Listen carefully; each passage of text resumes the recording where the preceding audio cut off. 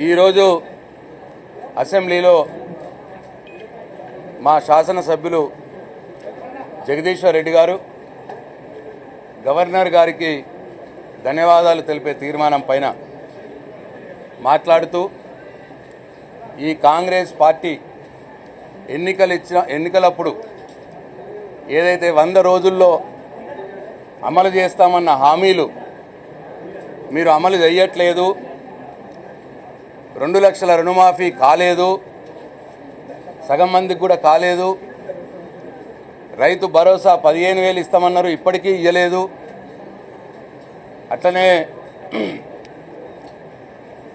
4,000 pension చేస్తామన్నారు, ఇప్పటికీ చేయలేదు, 2,500 ప్రతి మహిళకి ఇస్తామన్నారు, ఇప్పటికీ ఇవ్వలేదు, విద్యార్థులకు 5 లక్షల భరోసా కార్డు ఇస్తామన్నారు, ఇప్పటికీ ఇవ్వలేదు, అట్లనే ఆడపిల్లలకు స్కూటీలు ఇస్తామన్నారు, ఇప్పటికీ ఇవ్వలేదు, నిరుద్యోగులకు 4,000 భృతి ఇస్తామన్నారు, ఇప్పటికీ ఇవ్వలేదు. ఇట్లా వారు హామీలు ఇచ్చి 100 రోజుల్లో చేస్తామని చెప్పి 15 నెలలు అయిపోయినాక కూడా ఇప్పటికీ చేయలేదు అన్న అంశాన్ని ప్రస్తావించినప్పుడు వాళ్ళ సభ్యులు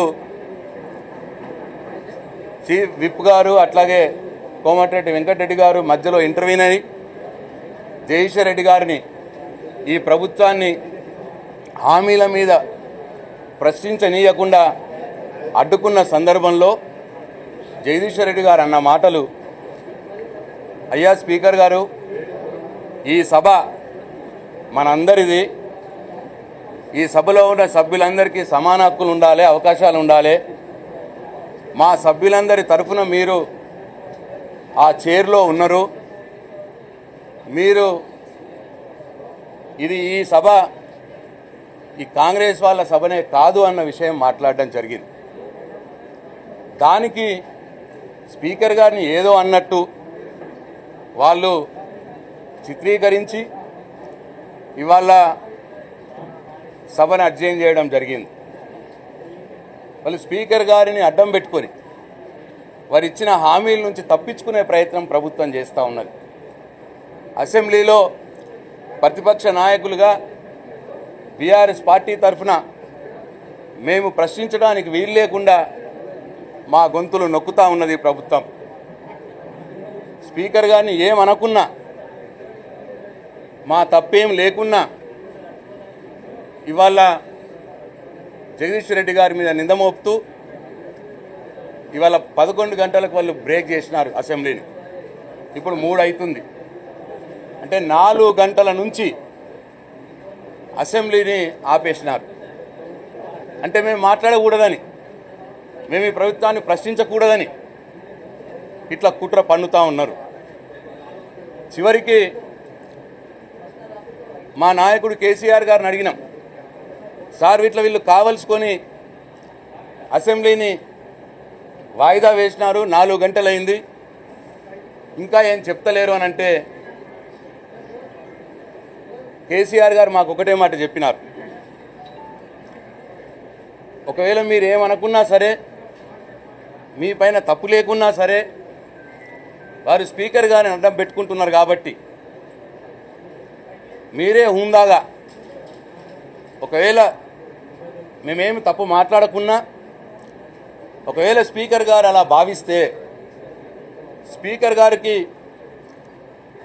విచారం వ్యక్తం చేసి మీరు సభ నడిపే విధంగా చూడండి, ప్రజా సమస్యలు వచ్చే విధంగా చూడండి, ప్రజా సమస్యలపై ఈ ప్రభుత్వాన్ని నిలదీసి ప్రజలకు వారిచ్చిన హామీలు అమలయ్యే విధంగా చూడండి, మీరు ఒక అడుగు వెనక్కేసినా సరే, మీరేం తప్పు చేయకున్నా స్పీకర్ గారికి మీరు క్షమాపణ చెప్పినా సరే సభను నడిపే విధంగా చూడండి అన్న మాట మాకు చెప్పినారు. ఈ సందర్భంగా ఒకటి గుర్తు చేసుకున్నాం. ఒకనాడు కాంగ్రెస్ సభ్యురాలు డీకే అరుణ గారు వారు ఆమెనేదో అన్నారని చెప్పి వారు బాధపడితే ఆ రోజు ముఖ్యమంత్రిగా ఉన్నటువంటి కేసీఆర్ గారు మంత్రి గారు అనేటువంటి కేటీఆర్ గారిని కేసీఆర్ గారే డీకే అరుణ గారికి క్షమాపణ చెప్పించినారు. చెప్పించి ఒక ప్రభుత్వంగా సభను నడిపేయడానికి చొరవ తీసుకున్నారు ఆ రోజు ముఖ్యమంత్రి కేసీఆర్ గారు. కానీ ఇవాళ 4 గంటలైంది, సభను నడుపుతలేరు. ముఖ్యమంత్రి గారు ఢిల్లీలో ఉన్నారు. వారి ఆదేశాల ప్రకారం మరి ఏం చెప్తే చేయటానికి మరి ఇక్కడ ఉన్నారా వీళ్ళు? సభ నడవకూడదా? ప్రజా సమస్యలు ప్రస్తావించకూడదా ఈ సభలో? మరి మేమందరం కలిసి కేటీఆర్ గారు, హరీష్ రావు గారు, మేము మొత్తం మా శాసనసభ పక్షం మొత్తం కేసీఆర్ గారు మాకు సూచించిన విధంగా ఇప్పుడే స్పీకర్ గారి దగ్గరికి, ఎల్ఏ మినిస్టర్ గారి దగ్గరికి వెళ్ళడం జరిగింది. మేము వాళ్ళకి చెప్పినాం, అయ్యా మా జగదీష్ రెడ్డి గారు ఏమీ అనలేదు, ఏమీ తప్పు మాట్లాడలేదు, స్పీకర్ గారిని ఉద్దేశించి ఎటువంటి అగౌరవంగా మాట్లాడలేదు. ఒకవేళ మీరు మాట్లాడిండో అని మీరు భావిస్తే మీరు ఇక్కడ ప్లే చేయండి.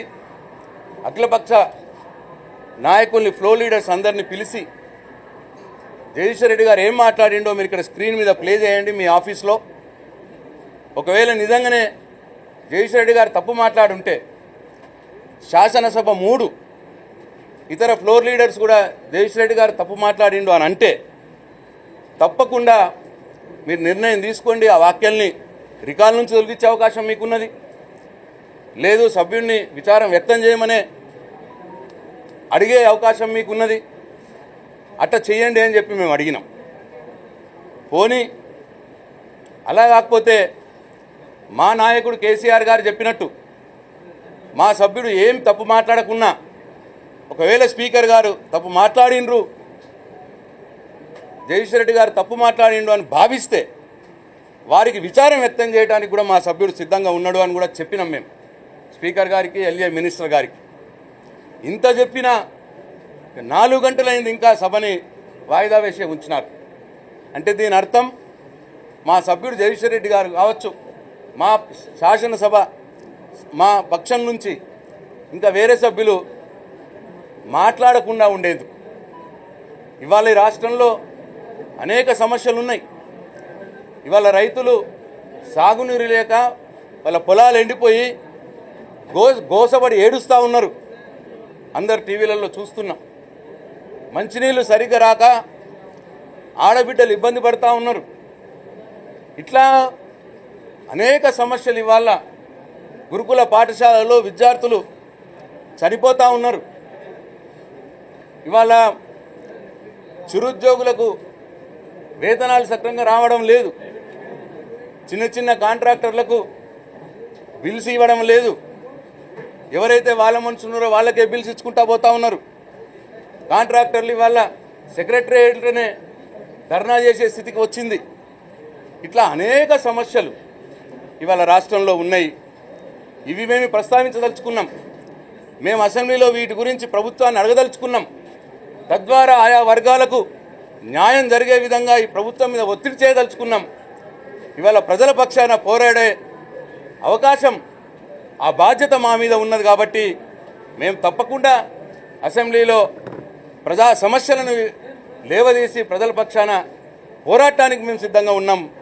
మరి ఇవాళ మేము అడగకూడదు అని, వాళ్ళని ఎక్కడనో ఇబ్బంది అవుతుందేమో అని, ప్రభుత్వానికి జవాబు లేక, ఈ ప్రజా సమస్యల పరిష్కారం దిశగా వాళ్ళకి ఆలోచన లేక, వాళ్ళకి ఎక్కడ ఇబ్బంది అవుతుందో అని చెప్పి ఇవాళ అసెంబ్లీలో మా గొంతు నొక్కే కుట్రలో భాగంగానే ఇవాళ అనవసరంగా ఒక వివాదంని బయటకు తీసుకొచ్చి ఏమీ లేకున్నా ఉన్నది అన్నట్టు చిత్రీకరించి ఇవాళ 4 గంటల పాటు ఇవాళ అసెంబ్లీని వాయిదా వేసినారు. కాబట్టి దీన్ని మేము తీవ్రంగా ఖండిస్తూ ఉన్నాం.